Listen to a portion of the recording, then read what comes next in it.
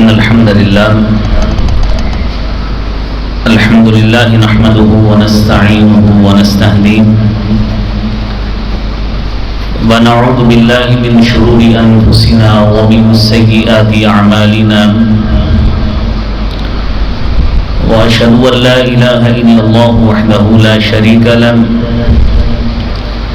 وأشهد أن محمدا عبده ورسوله يا أيها الذين آمنوا اتقوا الله حق تقاته ولا تموتن إلا وأنتم مسلمون يا أيها الناس اتقوا ربكم الذي خلقكم من نفس واحدة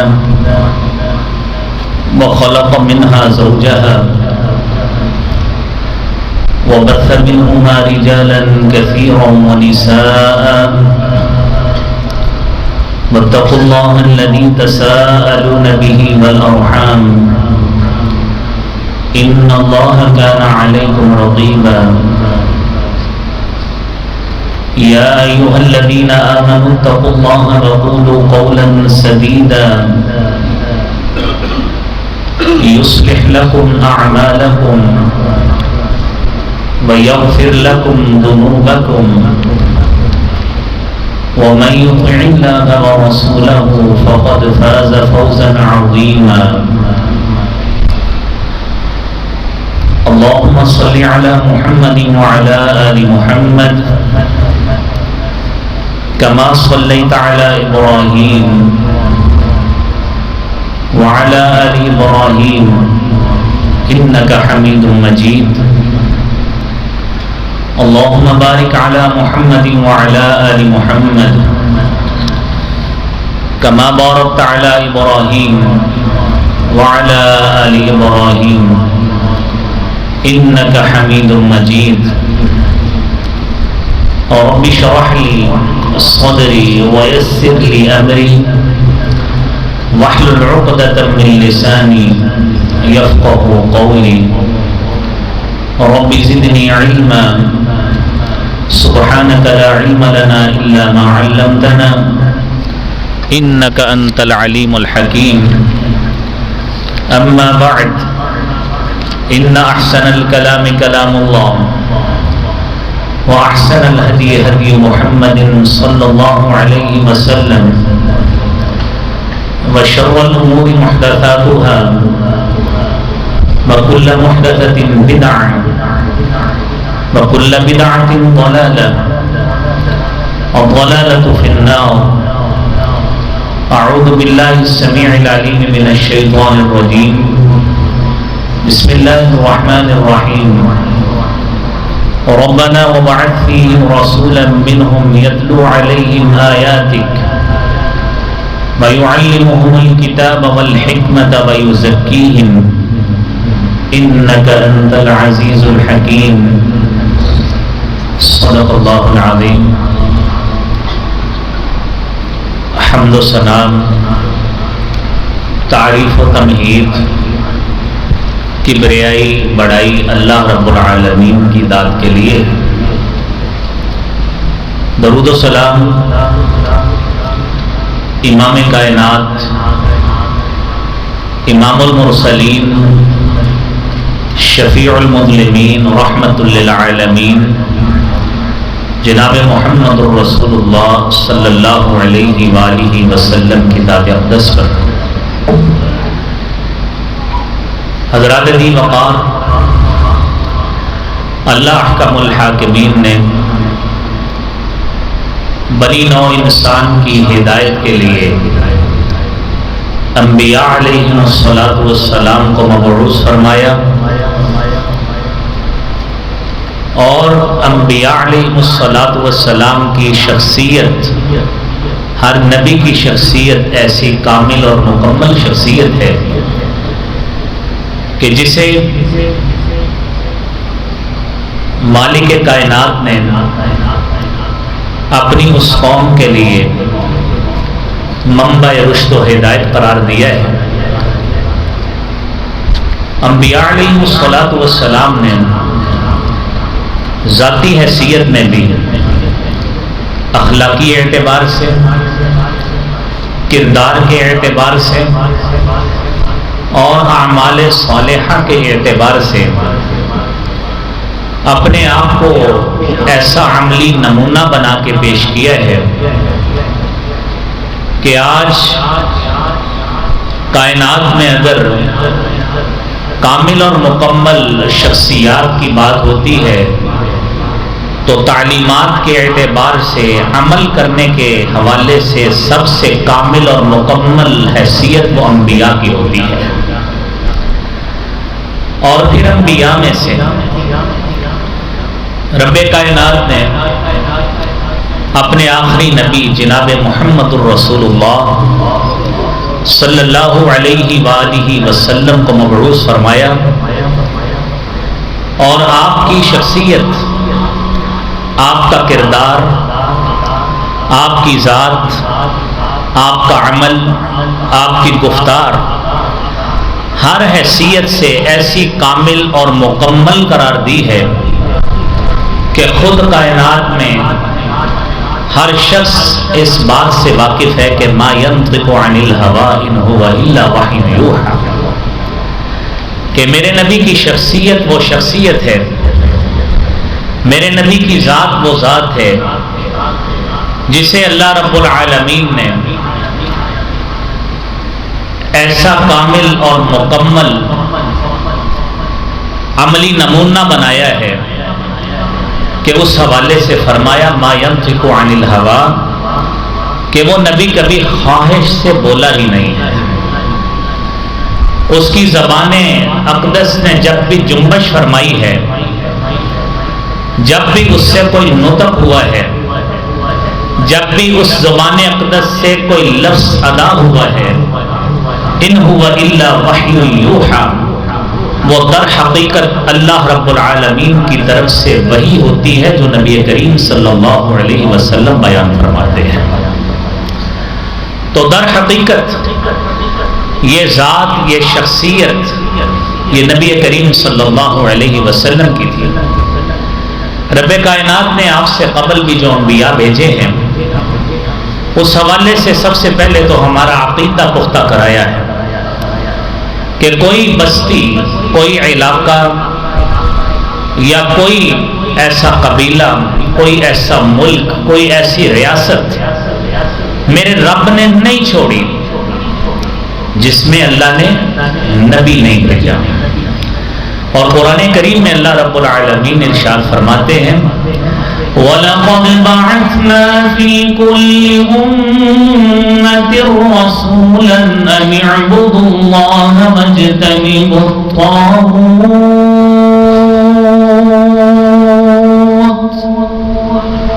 کہ ہم نے ہر امت میں نبی اور رسول بھیجے ہیں یہ پیغام دے کر کہ اس خدائے بزرگ و برتر کی عبادت کرنی ہے جس کے بارے میں میرے محبوب پیغمبر جناب محمد الرسول اللہ صلی اللہ علیہ وسلم نے فرمایا ہے لا یضل ربی ولا ینسا، کہ میرا رب نہ وہ بھٹکنے والی ذات ہے نہ وہ بھولنے والی ذات ہے۔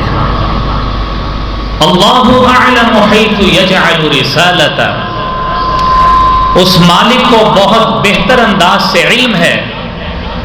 کہ اس نے اپنی نبوت اور رسالت اور پیغام نبوت کس علاقے میں، کس ذات کی طرف، کس شخصیت کی طرف بھیجنا ہے وہ رب کو معلوم ہے۔ اسی لیے فرمایا ان من امت الا خلا فیہا نذیر،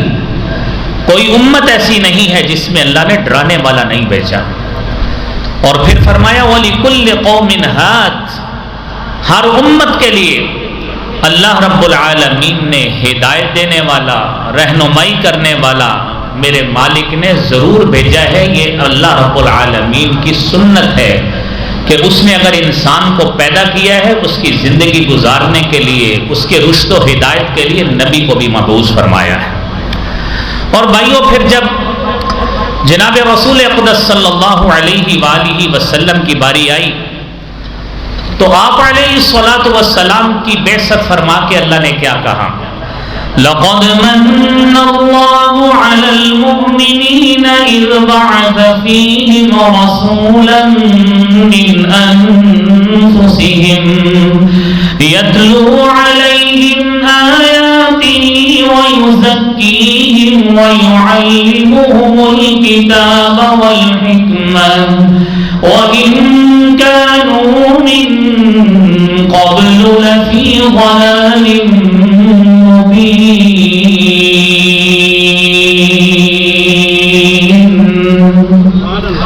لقد من اللہ علی المؤمنین،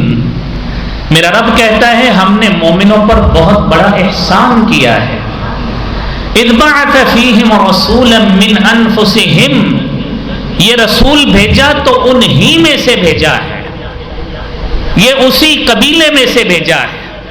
قبیلہ قریش میں سے اور اس کی شاخ بنو ہاشم میں سے اللہ نے اسی میں سے ایک رسول بھیجا ہے. اور اس رسول کے فرائض منصبی کیا ہے؟ یہ دعا حضرت ابراہیم علیہ السلام کی دعا بھی تھی. جب حضرت ابراہیم علیہ السلام نے خانہ کعبہ کی تعمیر فرمائی ہے اور خانہ کعبہ کی تعمیر کے وقت جو دعائیں فرمائی ان میں سے اسی دعا کا تھیم بھی وہی ہے. ربنا وبعث فيهم رسولا منهم يتلو عليهم آياتك ويعلمهم الكتاب والحكمة ويزكيهم إنك أنت العزيز الحكيم.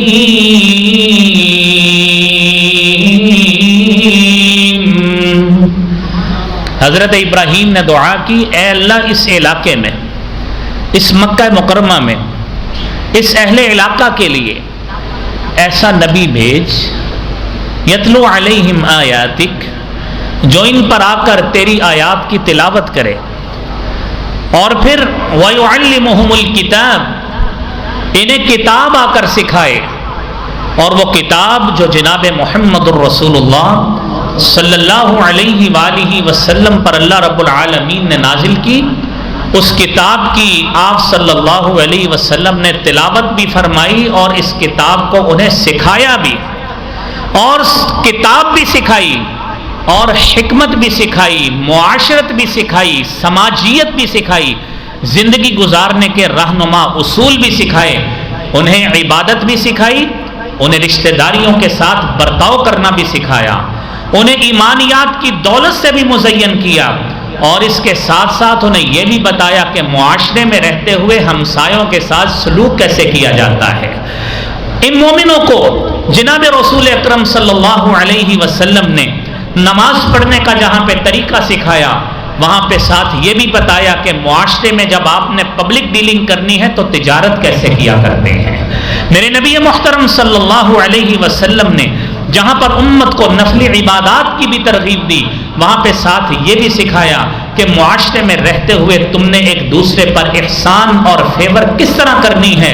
اور پھر کسی کے ساتھ نیکی اور بھلائی کا معاملہ کر کے اس کو بھول جانا ہے، کبھی احسان نہیں جتلانا. یہ وہ تمام معاملات ہیں جو حکمت کا تقاضا کرتے ہیں، اور حکمت کی روشنی میں یہی وہ آپ کی تعلیمات احادیث ہیں، تعلیمات سیرت ہیں جو جناب محمد الرسول اللہ صلی اللہ علیہ وسلم نے ہمیں سکھائے ہیں. اور پھر ساتھ یہ بھی چوتھا مقصد یہ وَيُزَكِّيهِمْ، کہ ان لوگوں کو گناہوں سے پاک کرنا ہے. اور گناہوں سے پاک کیسے کرنا ہے؟ قرآن کریم کو سنیے. وَاذْكُرُوا إِذْ كُنْتُمْ أَعْدَاءً فَأَلَّفَ بَيْنَ قُلُوبِكُمْ فَأَصْبَحْتُمْ بِنِعْمَتِهِ إِخْوَانًا وَكُنْتُمْ عَلَى شَفَا حُفْرَةٍ مِّنَ النَّارِ فَأَنقَذَكُم مِّنْهَا كَذَلِكَ يُبَيِّنُ اللَّهُ لَكُمْ آيَاتِهِ لَعَلَّكُمْ تَهْتَدُونَ.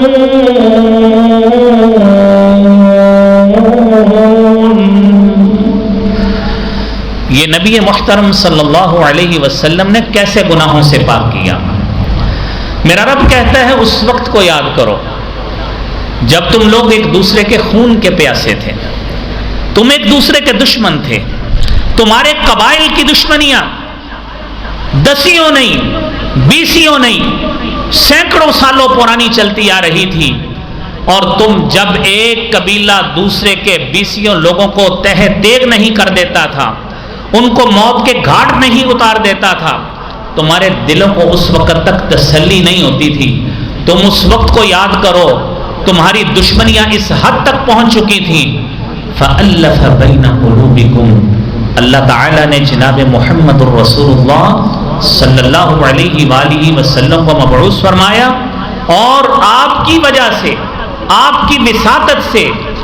میرے مالک نے الف بین قلوبکم، ان لوگوں کے دلوں میں ایسی الفت اور محبت ڈال دی کہ وہ لوگ جو ایک دوسرے کے خون کے پیاسے ہوا کرتے تھے، وہ ایک دوسرے کے لیے سخاوت کے جذبات میں قربانیاں دینے والے بن گئے۔ وَكُنْتُمْ عَلَى شَفَا حُفْرَةٍ مِّنَ النَّارِ، اور تمہاری یہ کیفیت تھی عَلَى شَفَا حُفْرَةٍ مِّنَ النَّارِ، تم آگ کے گڑھے کے کنارے پہ کھڑے تھے۔ تمہاری گمراہی کا عالم یہ تھا اور تمہاری ضلالت کا عالم یہ تھا کہ تم اپنی گناہوں کی بدولت، اپنے شرک کی بدولت اور اپنے غلط اعمال کی بدولت تمہاری کیفیت اس حد تک پہنچ چکی تھی کہ عنقریب ایسا لمحہ آنے والا تھا کہ تم مرتے سیدھے جہنم میں جاتے۔ میرے مالک نے جناب محمد الرسول اللہ صلی اللہ علیہ وسلم کو مبعوث کیا، کنتم علی شفا حفرۃ من النار، تم آگ کے گھڑے کے کنارے پہ کھڑے تھے، جہنم کی آگ کے دہانے پہ کھڑے تھے۔ میرے مالک نے جناب محمد الرسول اللہ صلی اللہ علیہ وسلم کو مبعوث کیا، اور آپ نے اوس اور خزرج کے وہ قبائل اور ان کی ذیلی شاخیں جو سینکڑوں سال پرانی ایک دوسرے کے خون کے پیاسے تھے، میرے نبی محترم نے ایک دسترخوان پہ بٹھا کے سب کو اکٹھا کر دیا۔ یہ ہے انقذکم منہا، کہ اس آگ سے بچا کر تمہیں توحید کی دولت دے دی، تمہیں ایسی ایمان کی دولت دی، ایسی ہدایت کی دولت دی کہ آج قرآن پکار پکار کے کہہ رہا ہے کہ تم ہی لوگ ہو جو سب سے زیادہ ہدایت یافتہ ہو۔ وَلَكِنَّ اللَّهَ حَبَّبَ إِلَيْكُمُ الْإِيمَانَ وَزَيَّنَهُ فِي قُلُوبِكُمْ وَكَرَّهَ إِلَيْكُمُ الْكُفْرَ وَالْفُسُوقَ وَالْعِصْيَانَ أُولَئِكَ هُمُ الرَّاشِدُونَ۔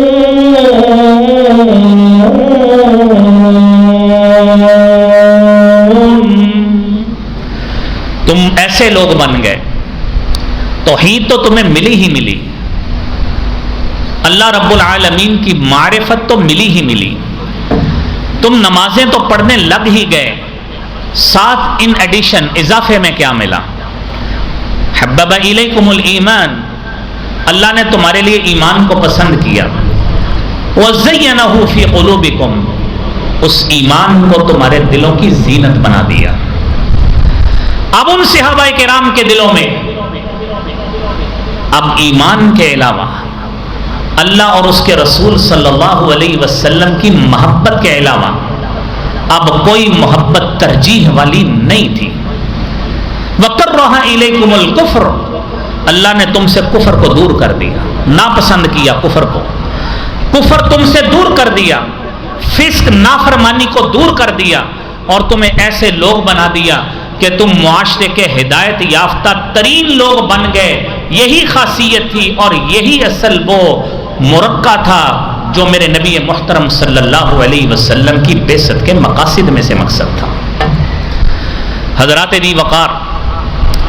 اللہ رب العالمین نے جناب رسول اقدس صلی اللہ علیہ وآلہ وسلم کو نبی بنا کے بھیجا، اور آپ کو صرف سادی نبوت عطا نہیں فرمائی، آپ کو کتاب بھی دی، آپ کو حکمت بھی دی، اور آپ صلی اللہ علیہ وسلم خود فرمایا کرتے تھے الا وانی اوتیت القرآن، کہ لوگوں خبردار رہیے، دھیان سے سنو، انی اوتیت القرآن ومثلہ معہ، کہ مجھے قرآن بھی دیا گیا ہے اور اس جیسی اس کی مثل ایک اور چیز بھی دی گئی ہے جسے ہم حدیث مصطفیٰ صلی اللہ علیہ وسلم کہتے ہیں۔ اور آپ علیہ الصلاۃ والسلام کی اس سنت کے حوالے سے، آپ کی اس سیرت کے حوالے سے جناب رسول اقدس صلی اللہ علیہ وآلہ وسلم کی پوری زندگی، کوئی ایک لمحہ نہیں، 2 لمحہ نہیں، ساری زندگی میرے رب تعالی نے تمام مسلمانوں کے لیے ایک زندگی کا رہنما اصول بنا دیا ہے۔ لَقَدْ كَانَ لَكُمْ فِي رَسُولِ اللَّهِ أُسْوَةٌ حَسَنَةٌ لِمَنْ كَانَ يَرْجُو اللَّهَ وَالْيَوْمَ الْآخِرَ وَذَكَرَ اللَّهَ كَثِيرًا۔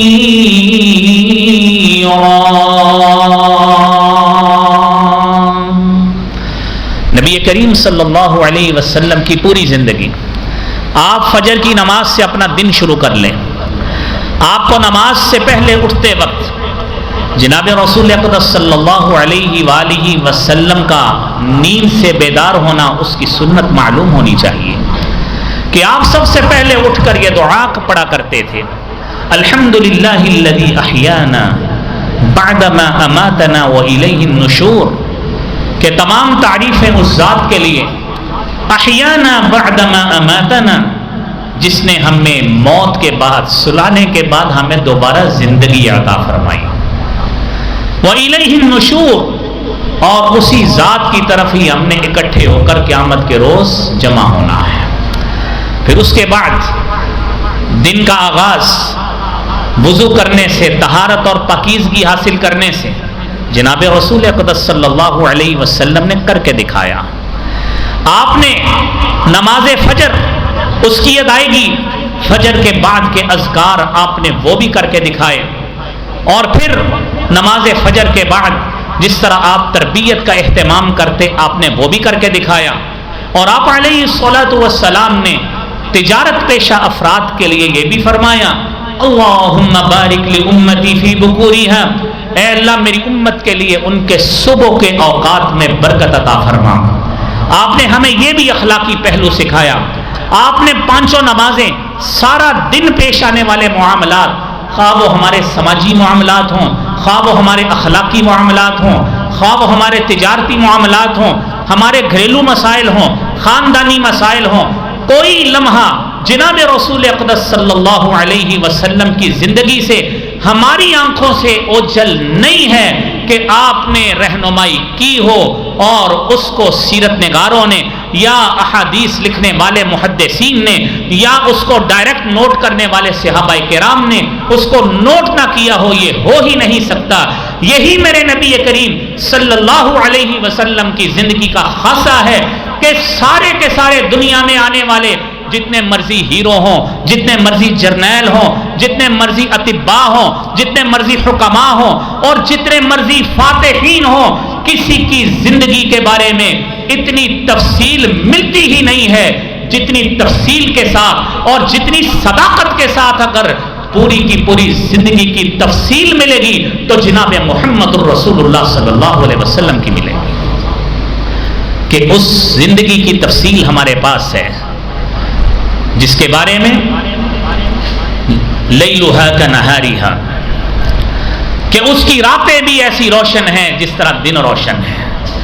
کوئی پہلو اوجھل نہیں ہے۔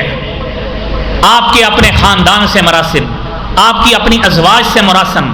اور آپ کے دن کی عبادات، رات کے معاملات، کوئی پہلو ایسا نہیں ہے جس کے بارے میں احادیث نبویہ میں ہمیں رہنمائی نہ ملتی ہو۔ میرے بھائیوں، وہ 3 صحابہ کا معروف قصہ موجود ہے جو صحیح بخاری میں موجود، کہ 3 صحابہ نبی کریم صلی اللہ علیہ وآلہ وسلم کے گھر میں گئے آپ صلی اللہ علیہ وسلم کے معمولات کو جاننے کے لیے۔ جب آپ کے معمولات کے بارے میں آگاہی دی گئی، تینوں نے اپنے اپنے طور پر مصمم ارادہ کر لیا۔ ایک کہتا ہے کہ میں آج کے بعد ساری زندگی رات کا قیام کروں گا، رات کو سوؤں گا نہیں۔ دوسرا شخص کہتا ہے کہ آج کے بعد میں ساری زندگی ہر دن روزہ رکھوں گا، میں کبھی روزہ نہیں چھوڑوں گا۔ اور تیسرا شخص کہتا ہے کہ میں ساری زندگی شادی نہیں کرواؤں گا، کیونکہ شادی ہوگی، اولاد ہوگی، عبادت میں اختلاط آئے گا، خلط ملط ہوگی عبادت، لہذا میں شادی نہیں کرواؤں گا۔ رسالت مآب صلی اللہ علیہ وآلہ وسلم آپ اپنے کندھے پہ کپڑا سیدھا کرتے کرتے گھر سے باہر نکلے اور آپ صلی اللہ علیہ وسلم نے فرمایا انتم الذین تقولون کذا وکذا، تم لوگوں نے ابھی یہ باتیں کہی ہیں، یاد رکھنا انی اتقاکم واخشاکم للہ، میں تم لوگوں میں سے سب سے زیادہ اللہ سے ڈرنے والا بھی ہوں، تقوی اختیار کرنے والا بھی ہوں، لیکن میری کیفیت دیکھو، لیکنی اصوم و افطر، میں روزے رکھتا بھی ہوں، روزے چھوڑتا بھی ہوں، میں رات کو قیام بھی کرتا ہوں، وارقد، میں رات کو سوتا بھی ہوں، جاگتا بھی ہوں، دونوں کام کرتا ہوں، اور میں نے ازواج، جتنی بھی میری ازواج ہیں میں ان کے حقوق بھی ادا کرتا ہوں۔ من رغب عن سنتی فلیس منی، جس نے میری سنت سے بے رغبتی کی وہ مجھ سے نہیں ہے۔ یہ جناب رسول اقدس صلی اللہ علیہ وآلہ وسلم نے خود فرمایا ہے، کوئی رات کا پہلو بھی ہم سے اوجھل نہیں ہے، کوئی دن کا پہلو، کوئی دن کا ایسا لمحہ بھی ہم سے اوجھل نہیں ہے کہ اس بارے میں ہمیں سنت نبوی صلی اللہ علیہ وسلم معلوم نہ ہو، یہ ہو ہی نہیں سکتا۔ میرے بھائیوں، جناب رسول اقدس صلی اللہ علیہ وآلہ وسلم کو اللہ رب العالمین نے جس طرح فضیلت عطا فرمائی، اس فضیلت کے حوالے سے آپ کو اللہ رب العالمین نے تاجدار انبیاء بنایا ہے، آپ کو خاتم النبیین بنایا ہے، لیکن یہ بات ذہن میں رکھنا، یہ جو فضیلتیں عطا فرمائی گئی ہیں یہ اللہ رب العالمین کی خود عطا کی گئی، اور قرآن کریم میں تیسرے سپارے کے آغاز میں میرے رب تعالی نے خود فرمایا ہے تِلْكَ الرُّسُلُ فَضَّلْنَا بَعْضَهُمْ عَلَى بَعْضٍ مِّنْهُمْ مَنْ كَلَّمَ اللَّهُ وَرَفَعَ بَعْضَهُمْ دَرَجَاتٍ وَآتَيْنَا عِيسَى ابْنَ مَرْيَمَ الْبَيِّنَاتِ وَأَيَّدْنَاهُ بِالرُّوحِ الْقُدُسِ۔ یہ جو فضیلتیں عطا فرمائیں یہ میرا رب کہتا ہے ہم نے عطا فرمائی۔ کسی کو اولو العزم پیغمبر بنایا، کسی کو ابو البشر بنایا، کسی کو جد الانبیاء بنایا، کسی کو اللہ تعالی نے اپنے کلام سے مزین فرمایا، منہم من کلم اللہ، اللہ تعالی نے حضرت موسیٰ سے کلام کیا، کلیم اللہ ان کو کہا جاتا ہے، اور حضرت ادریس علیہ السلام کے حوالے سے فرمایا وَرَفَعْنَاهُ مَكَانًا عَلِيًّا، ہم نے زندہ ہی ان کو بلند کر لیا اور بعد میں ان کی روح قبض کی گئی۔ حضرت عیسیٰ علیہ السلام پہ موت واقع نہیں ہوئی، جس طرح کے عیسائیوں یا یہودیوں کا عقیدہ ہے، یہ موت بھی واقع نہیں ہوئی، یہ میرے رب کی دی گئی فضیلت ہے۔ اور ان سب فضیلتوں کو ایک طرف رکھیے، میرے نبی محترم صلی اللہ علیہ وآلہ وسلم نے فرمایا، صحیح بخاری کی 3454 نمبر حدیث ہے، فرمایا لا تطرونی کما اطرت النصارى المسیح ابن مریم، میری صداقت یا میرے فضائل بیان کرتے کرتے اتنا حد سے مت بڑھ جانا، کما اطرت النصارى المسیح ابن مریم، جس طرح عیسائیوں نے حضرت عیسیٰ علیہ السلام کی فضیلت بیان کرتے کرتے انہیں خدا ہی بنا دیا۔ مت اتنی فضیلت بیان کیجئے۔ آپ نے فرمایا انما انا عبد اللہ، میں اللہ کا بندہ ہوں، فقولوا عبد اللہ ورسولہ، یہ اعزاز کی بات ہے کہ میں اللہ کا بندہ بھی ہوں اور اللہ کا رسول بھی ہوں، یہ میرے لیے بڑا اعزاز ہے، مجھے اس لیے حد سے مت بڑھائیے جس طرح عیسائیوں نے حضرت عیسیٰ کو بڑھایا تھا۔ اور قرآن کریم میں اللہ رب العالمین نے حضرت عیسیٰ علیہ السلام کے بارے میں عیسائیوں نے جو یہ عقیدہ رکھا ہے اس کو اللہ رب العالمین کیسے بیان کرتے ہیں، قرآن کریم کو سنیے، لَقَدْ كَفَرَ الَّذِينَ قَالُوا إِنَّ اللَّهَ هُوَ الْمَسِيحُ ابْنُ مَرْيَمَ وَقَالَ الْمَسِيحُ يَا بَنِي إِسْرَائِيلَ اعْبُدُوا اللَّهَ رَبِّي وَرَبَّكُمْ إِنَّهُ مَن فقد حرم الله عليه الجنة ومأواه النار وما للظالمين من أنصار.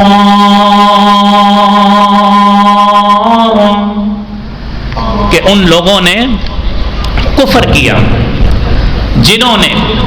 حضرت عیسیٰ علیہ السلام میں الوہی صفات پیدا کی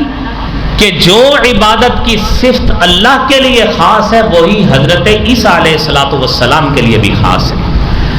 قرآن کہتا ہے یہ لوگ کافر ہوئے. حضرت مسیح علیہ السلام نے خود کہا یا بنی اسرائیل، اے بنی اسرائیل میں اللہ کا رسول ہوں، آپ اپنے رب کی عبادت کریں، اللہ کی عبادت کریں جو میرا بھی رب ہے تمہارا بھی رب ہے. یاد رکھنا تمہارا ایسی نسبت کرنا کسی کی طرف یہ اللہ کے ساتھ شرک تصور ہوگا، اور یاد رکھنا جو اللہ سے شرک کرے گا فقد حرم اللہ علیہ الجنہ، اللہ تعالیٰ نے اس کے اوپر جنت کو حرام کر دیا ہے. وہ شخص کبھی بھی جنت میں نہیں جائے گا، وہ دائمی طور پر جہنم میں رہے گا. یہ میرے بھائیوں جناب عیسیٰ علیہ السلام نے اپنے حوالے سے ان تعلیمات سے اپنی قوم کو آگاہ کیا جو قوم والے حضرت عیسیٰ کے بارے میں نظریات رکھتے تھے. اور نبی کریم صلی اللہ علیہ وآلہ وسلم کو اللہ رب العالمین نے جس فضیلت سے نوازا، پہلی بات آپ نے سنی کہ آپ کی سیرت کو اللہ تعالیٰ نے اسوہ حسنہ قرار دیا، اور دوسری بات یہ ہے کہ اللہ رب العالمین نے آپ کی عمر کی، آپ کی زندگی کی قسم کھائی ہے. قرآن کو سنیے، لَعَمْرُكَ إِنَّهُمْ لَفِي سَكْرَتِهِمْ يَعْمَهُونَ.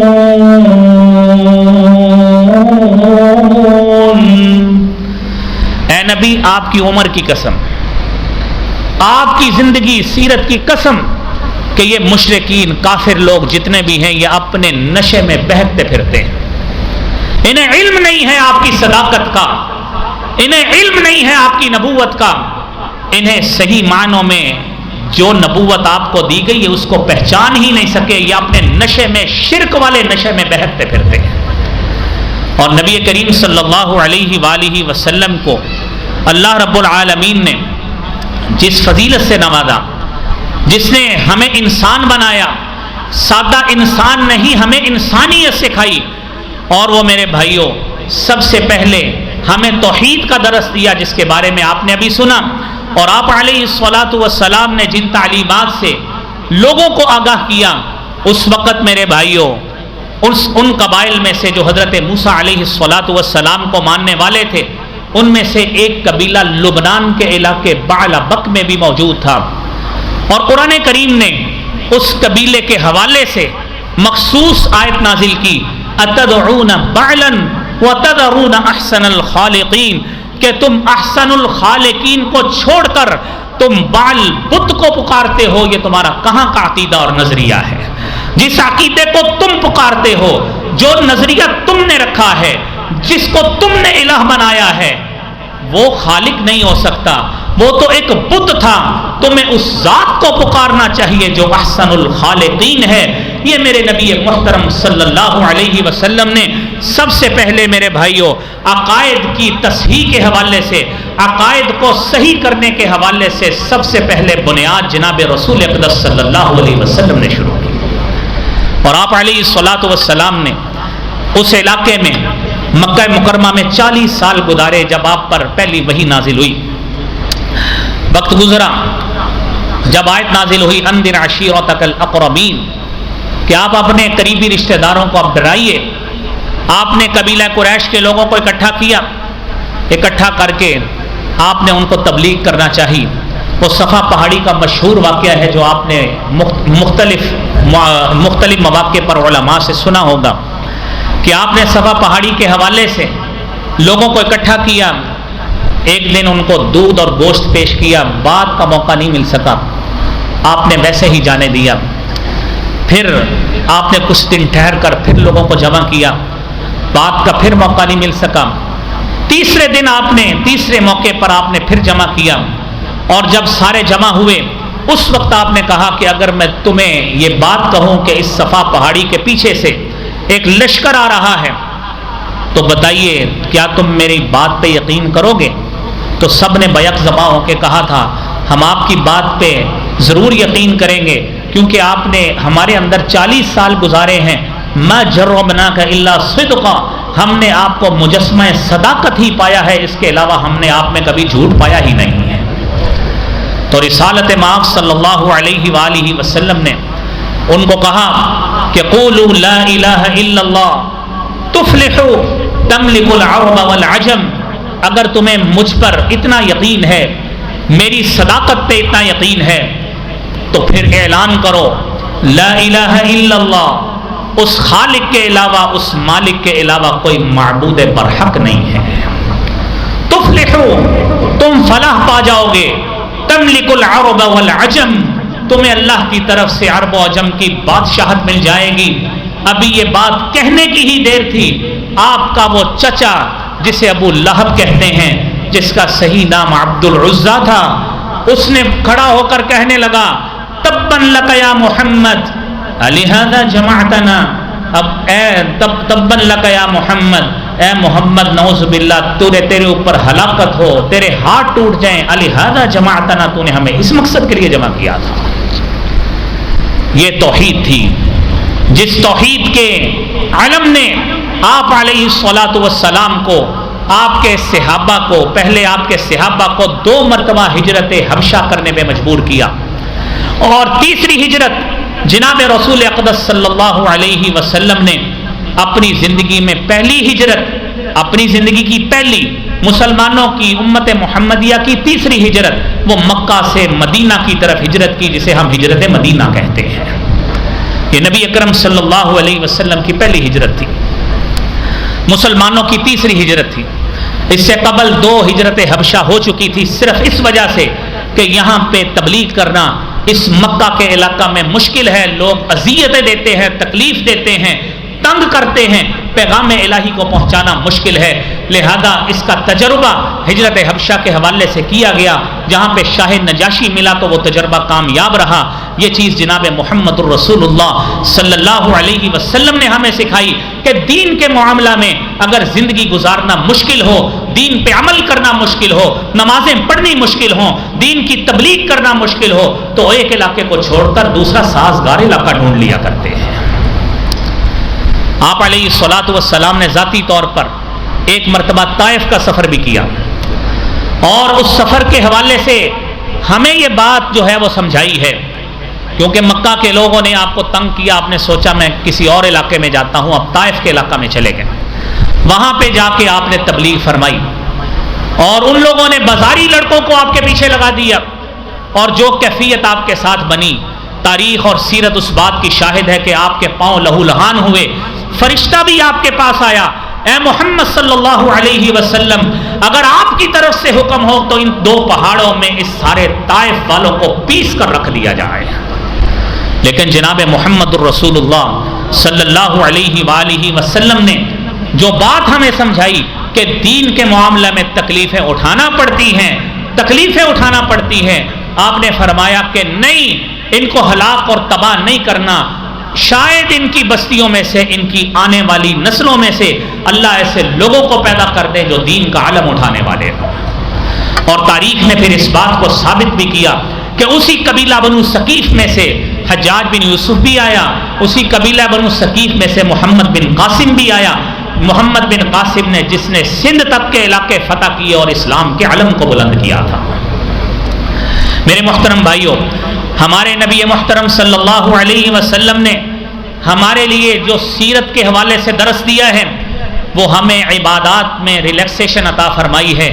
وہ ایسی عبادت قرآن کا شرعی ایک اصول اور ضابطہ بن گیا، لا یکلف اللہ نفسا الا وسعها، اللہ تعالیٰ ہر جان کو اتنی ہی تکلیف دیتے ہیں جتنی اس کے اندر سکت موجود ہے۔ اگر آدمی کھڑا ہو کے نماز نہیں پڑھ سکتا، بیٹھ کے پڑھ لے، اگر بیٹھ کے بھی نہیں پڑھ سکتا، جسمانی استطاعت اور سکت نہیں ہے، لیٹ کر پڑھ لے۔ سفر کے اندر روزے میں صعوبت اٹھانا پڑتی ہے، لہذا سفر کے دوران روزے کو چھوڑ دے۔ میرے بھائیوں یہ تمام وہ ہمارے لیے سہولتیں ہیں جو اس شریعت میں رکھی گئیں. لا یکلف اللہ نفسا الا وسعها. میرے نبی نے جناب محمد الرسول اللہ صلی اللہ علیہ وسلم نے اپنی امت کی تربیت اس انداز سے فرمائی ہے. اور پھر میرے بھائیوں آپ سنیے, نبی کریم صلی اللہ علیہ وآلہ وسلم کی شخصیت ایک جامع شخصیت ہے اور ایک عالمگیر شخصیت کیسی ہے. نبی کریم صلی اللہ علیہ وسلم کی خوبیوں کو تورات میں بھی بیان کیا گیا ہے. یا ایھا النبی انا ارسلناک شاہدا ومبشرا ونذیرا. اے نبی ہم نے آپ کو شاہد, مبشر اور نذیر بنا کے بھیجا. تورات کے اندر آپ کی جو صفات بیان کی گئی ہیں وہ صفات آج میرے بھائیوں کاش مسلمان اس کو اختیار کر لیں تاکہ وہ صفات اپنائیں اور غیر ان صفات کو دیکھ کر یہ پہچان محسوس کریں یہ جناب محمد مصطفیٰ صلی اللہ علیہ وسلم کا امتی ہے. اس کے اندر اخلاقیات کوٹ کوٹ کر بھری ہے. وہ کیسی؟ حرزا للامیین, آپ امیوں کے لیے بچاؤ کا ذریعہ بن کے آئے. اور پھر انت بعدی ورسولی, حضرت موسیٰ علیہ السلام نے فرمایا, جو یہاں پہ تذکرہ کیا گیا ہے کہ میرے بعد ایک نبی آئے گا, میرے بعد رسول آئے گا, اس کا نام جو ہے وہ محمد ہوگا اور ساتھ متوکل اس کی صفت ہوگی لیس بفظ ولا غلیظ, اور اس کی کیفیت یہ ہوگی لا فظ ولا غلیظ, نہ وہ سخت مزاج ہوگا ولا بغلیظ, نہ وہ ترش رو ہوگا, ولا سخاب بالاسواق, نہ بازاروں میں شور کرنے والا ہوگا, ولا يدفع السیئۃ بالسیئۃ, برائی کا بدلہ کبھی برائی سے نہیں دے گا. اس نبی کی صفت یہ ہوگی وَلَكِنْ يَعْفُو وَيَصْفَحُ, لوگوں کے ساتھ درگزر والا معاملہ کرے گا. اور پھر یہ نبی جو آئے گا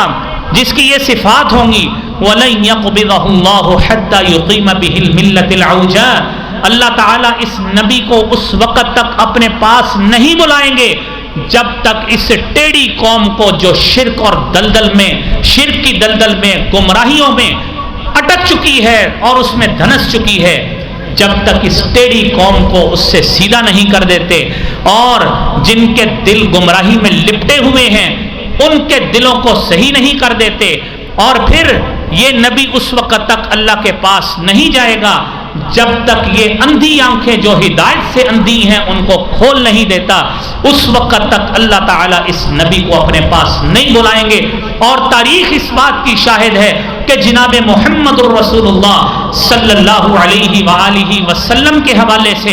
اللہ رب العالمین نے قرآن کریم میں آپ کو اس حوالے سے کامیابی کا سرٹیفکیٹ عطا فرمایا ہے کہ آپ نے بڑی کامیابی کے ساتھ, آپ نے بڑی تندہی کے ساتھ, آپ نے مکمل پیغام جو ہے وہ انسانیت تک پہنچا دیا ہے. قرآن کریم کو سماعت فرمائیں. یا ایھا الرسول بلغ ما انزل الیک من ربک فإن لم تفعل فما بلغت رسالته والله يعصمك من الناس.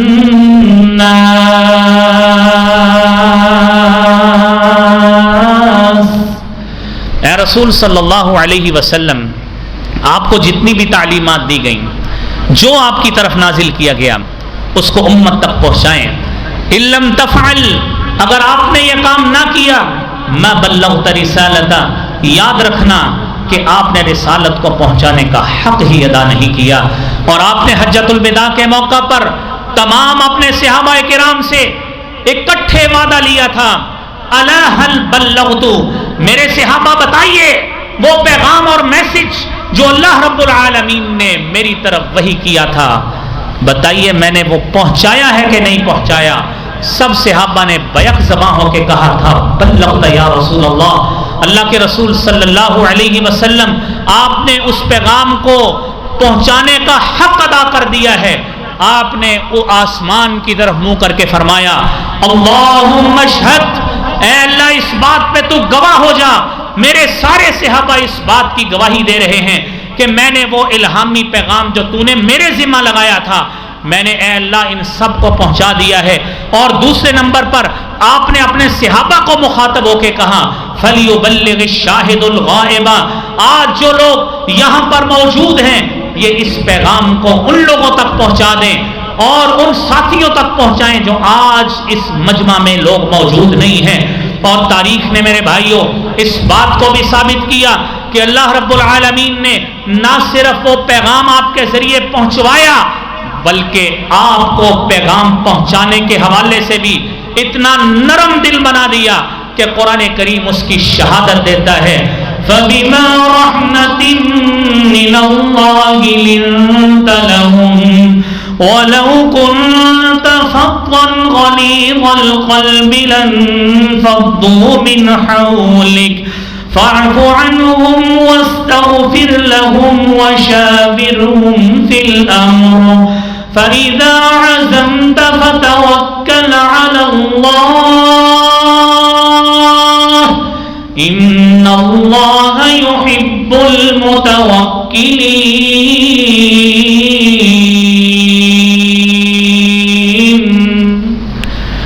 میرے نبی محترم صلی اللہ علیہ وآلہ وسلم کے حوالے سے اللہ رب العالمین فرماتے ہیں فَبِمَا رَحْمَةٍ مِّنَ اللَّهِ، اللہ کی رحمت ہوئی ہے، اللہ نے آپ کو لوگوں کے لیے نرم خو بنا دیا ہے۔ وَلَوْ كُنْتَ فَظًّا غَلِيظَ الْقَلْبِ، اگر آپ سخت دل ہوتے لَانفَضُّوا مِنْ حَوْلِكَ، یہ لوگ آپ سے دور بھاگتے، لیکن اللہ نے آپ کو ایسا نرم دل بنایا کہ یہ سارے کے سارے دشمنیاں کرنے والے ایک دوسرے کے خون کے پیاسے بھی آپ کے حلقہ احباب میں آ کر آپ کے غلام بن گئے۔